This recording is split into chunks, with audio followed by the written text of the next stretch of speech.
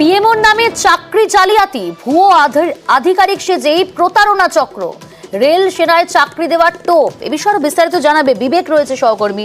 বিবেক, কোথায় কোথায় সিবিআইয়ের এই অভিযান? এই যে পিএমওর নামে চাকরি জালিয়াতি, যার বিরুদ্ধে অভিযোগ, তার কোনো খোঁজ পাওয়া গেল?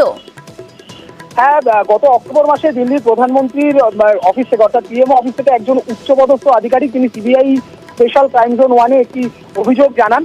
সেখানে বলা হয় যে পিএমও দপ্তরের নাম করে ভুয়ো আধিকারিক সেজে একটি র্যাকেট সরাসরি এবং সোশ্যাল মিডিয়াতে বিভিন্ন জায়গায় প্রতারণামূলক বিজ্ঞাপন দিয়ে টাকা তুলছে। এবং এই ব্যাপারে যখন তদন্ত শুরু করা হয়, তখন সেই তদন্তে নাম উঠে আসে শান্তনু ভট্টাচার্য নামের এক ব্যক্তি, অন্যতম পান্ডা হিসাবে তার নাম উঠে আসে। এবং সারা দেশ জুড়ে কিন্তু এই বিষয়ে তদন্তে নামে সিবিআই। রেল, ডিফেন্স সহ একাধিক অফিসে চাকরির টোপ দেওয়া হয়েছিল, এমনটাই কিন্তু জানা যাচ্ছে।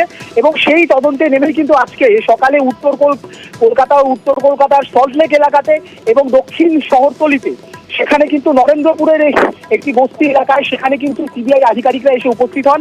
এবং এখানে কিন্তু দেখা যায় যে শান্তনু ভট্টাচার্য বলে যে ব্যক্তি, তার সম্পর্কে তারা খোঁজ খবর করেন। অপরদিকে জানা যাচ্ছে যে সল্টলেকের একটি গেস্ট হাউস থেকে, সেখান থেকে কিন্তু শান্তনু ভট্টাচার্য, তাকে ডিটেইন করা হয়েছে, তাকে জিজ্ঞাসাবাদ করা হচ্ছে। এবং যেটা জানা যাচ্ছে যে এই বিষয়ে আরো তথ্য যেগুলো রয়েছে সেগুলো কিন্তু সংগ্রহ করার চেষ্টা করছেন সিবিআই আধিকারিকরা। তারা জানতে চাইছেন যে এই যে শান্তনু ভট্টাচার্য, যেটা শুক্রবার জানা যাচ্ছে যে নিজেকে সে রেল বোর্ডের স্ট্যান্ডিং কমিটির সদস্য হিসাবে বিভিন্ন জায়গায় দাবি করেছে এবং বিভিন্ন জায়গা থেকে সে টাকা তুলেছে। কিভাবে টাকা তুলেছে, তার সাথে আরো অন্যান্য কেউ রয়েছে কিনা, বা এই চক্র কিভাবে কাজ করতো, এই বিষয়ে কিন্তু বিশদে তদন্ত করছে সিবিআই আধিকারিকরা।